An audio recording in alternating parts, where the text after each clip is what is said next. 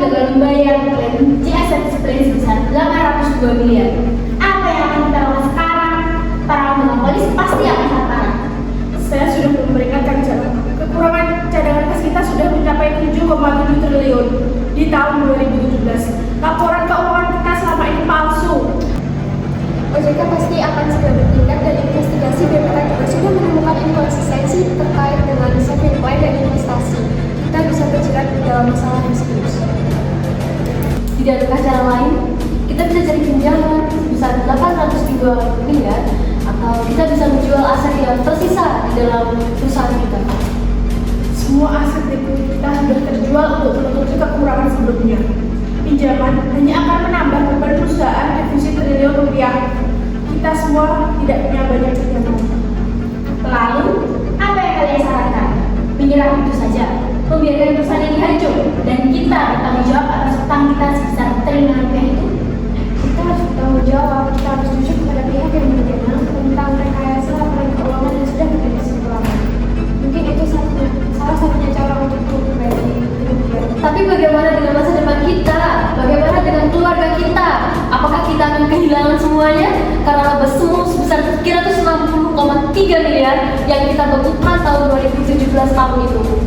Kita semua harus bertanggung jawab dengan situasi ini.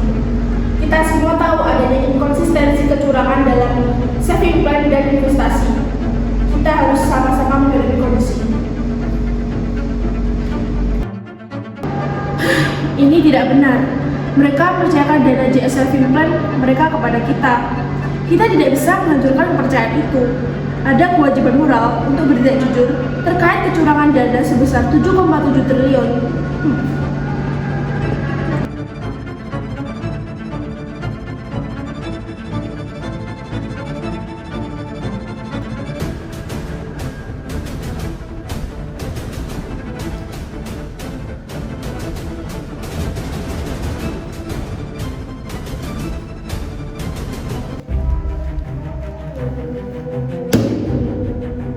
Kita gagal bayar CSR Sprint sudah mulai menyebar luas. Para nasabah mulai panik dan marah. Reputasi perusahaan kita sudah hancur karena rekayasa laporan keuangan. Tunggu Gusita, walaupun sepertinya sudah terlambat, pihak manajemen sedang berusaha mengeluarkan pernyataan resmi terkait klaim jatuh tempo sebesar 3.802 miliar. Mereka mencoba menenangkan situasi dan memberikan kejelasan kepada publik. Mereka pasti mencoba untuk ini. Mereka tidak mau melakukan kesalahan tersebut dan ini hanya akan memperburuk keadaan. Kita harus menghentikan kebohongan ini sekarang juga. Kita harus mengakui kondisi keuangan kita kepada publik, termasuk kerugian atas investasi yang sudah terjadi. Kejujuran adalah salah satu cara untuk memberikan kepercayaan meskipun itu sulit. Kamu gila. Kamu menghancurkan kita semua. Kamu tidak memberikan dampak bagi diri kita atas hutang kita sebesar 360,3 miliar itu. Dampak dari kebohongan yang terus-menerus. Kita sudah banyak merugikan orang yang sudah mempercayakan dana JS Saving kepada kita. Sekarang saatnya kita berbuat benar, meskipun itu pahit. Saya setuju dengan dia. Kita harus mengungkapkan kebenaran tentang inkonsistensi terkait dengan saving plan dan investasi. Kita tidak bisa lagi menjadi bagian dari keuangan. Tapi kita harus memikirkan ke depannya, bagaimana dengan kita? Bagaimana dengan karir kita yang sudah kita bangun selama ini? Selain investigasi BPK, apakah kita akan dihukum atas kesalahan ini? Yang bahkan ini bukan kesalahan pure dari kesalahan kita. Kita harus siap menghadapi konsekuensinya bersama-sama. Kita semua kan terlibat dalam penyelenggaraan saving plan dan investasi ini. Sudah saatnya kita bertanggung jawab atas perilaku yang sudah kita lakukan.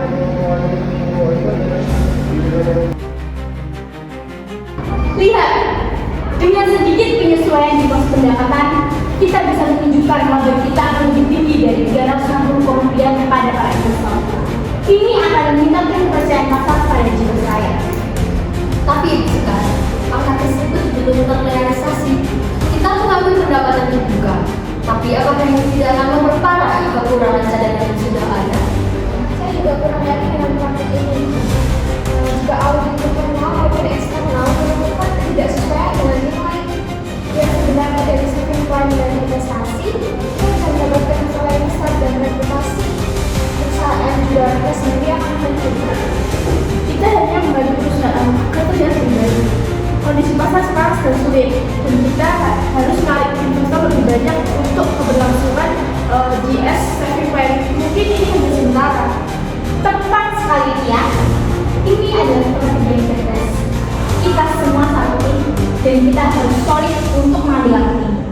Jangan khawatir, keuntungan dari GS Service Plan yang menjanjikan bunga tinggi pasti akan memenuhi visi kita di kemudian hari. Baik kalau ibu sekarang mengambil langkah itu. Tapi bagaimana jika proyeksi keuntungan GS Saving Plan kita meleset? Bagaimana pula jika kondisi pasar semakin memburuk? Resiko kerugian triliunan rupiah yang kita ambil ini sangat besar. Saya setuju dengan nilai kita harus mempertimbangkan resiko jangka panjangnya terhadap cadangan perusahaan. Jangan sampai ada penyesuaian tersebut menjadi masalah besar di kemudian hari. Kita harus bertindak sesuai dengan prinsip kehati-hatian. Sudahlah, jangan terlalu khawatir. Saya yang akan bertanggung jawab penuh.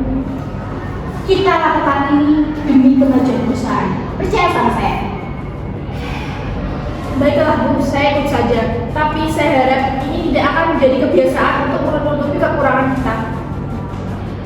Saya juga masih merasa tidak nyaman dengan ini, tapi saya akan mengikuti arahan Ibu Sekar sehingga kita tidak menyesalinya di kemudian hari ketika jatuh tempo klaim menjadi klaim. Baik kalau itu memang salah satu strategi yang akan ibu ambil, tapi kita juga harus mempertimbangkan bagaimana resiko yang akan kita hadapi di kemudian hari.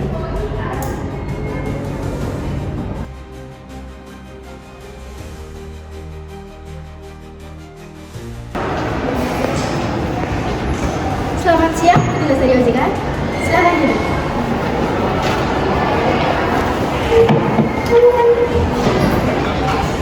Ada maksud dan tujuan apa ya sehingga Ibu OJK datang ke program kami? Selamat siang Ibu Sekar. Kami di sini terkait dengan laporan gagal bayar klaim JS Saving Plan sebesar 802 miliar yang beredar luas. Kami ingin meminta klarifikasi dan data terkait kondisi keuangan perusahaan saat ini, termasuk kekurangan cadangan sebesar 7,7 triliun. Tentu Ibu, kami akan memberikan informasi yang Ibu OJK butuhkan. Ini hanya masalah likuiditas dalam informasi polis. Sementara bagaimana?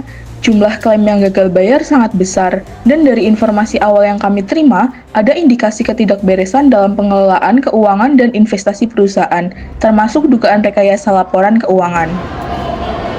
Memang ada beberapa masalah dalam pengelolaan keuangan perusahaan kami dan kami siap memberikan data yang sebenarnya tentang investasi dan saving plan. Maksud kamu apa, Gus? Kita di sini sedang menjelaskan mengenai situasi keuangan yang telah tertunda itu. Tidak Ibu Sekar, kita harus jujur kepada petugas OJK. Kondisi keuangan perusahaan kita memang tidak sehat. Kita memiliki kekurangan cadangan sebesar 7,7 triliun. Kekurangan cadangan sebesar berapa? Dan sejak kapan kondisi ini terjadi terkait penyelenggaraan saving plan? Tapi Ibu, permasalahan yang tadi itu dipengaruhi oleh beberapa faktor. Yang pertama itu ada faktor dari penurunan pasar modal dan kinerja dari tim kita yang kurang baik. Kami butuh angka yang jelas. Laporan keuangan terakhir yang kami terima menunjukkan laba sebesar 360,3 miliar. Ada ketidaksesuaian yang signifikan di sini. Laporan keuangan yang terakhir tidak mencerminkan kondisi keuangan yang sebenarnya. Ada beberapa penyesuaian yang dilakukan terkait dengan investasi dan nilai aset serta liabilitas. Itu hanya untuk menjaga kepercayaan investor dan mengurangi kepanikan pasar atas produk JS Saving Plan. Tapi itu tidak benar Ibu Sekar. Itu adalah rekayasa laporan untuk menutupi kondisi keuangan yang sebenarnya. Kita telah melanggar integritas dan objektivitas. Rekayasa laporan keuangan? Bisa Anda jelaskan lebih lanjut terkait pencatatan laba dan kekurangan cadangan?